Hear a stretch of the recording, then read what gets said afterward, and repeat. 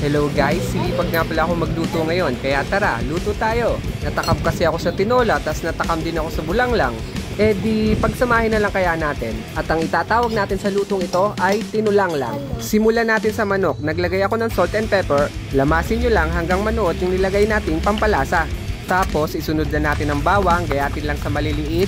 Tapos sibuyas, normal na hiwa lang. Sa luya, talupan at pitpitin nyo lang. Sa kamatis, hiwain nyo lang at alisin nyo yung mga buto. At maghimay na din kayo ng malunggay. Tapos na nating i-prepare ang mga kailangan. Tara, luto na tayo. Igisa na natin ang bawang, sibuyas at luya. After natin magisa, lagay na natin ang ating manok. Kapag golden brown na, sunod natin ilagay yung hugas bigas. Lagyan din natin ng Knorr chicken cubes. Kapag kumukulo na, ilagay na natin yung gulay na para sa bulanglang. Ilagay na din natin ang mga kamatis.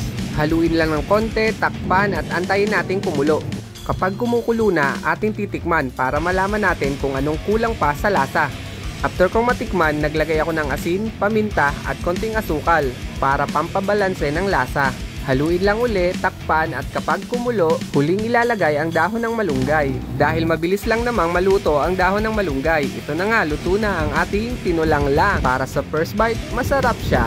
Malalasahan mo talaga yung tinola at bulanglang. Kaya kung ako sa'yo, subukan mo na ding magluto nito para malaman mo kung gaano kasarap itong niluto kong tinulang lang.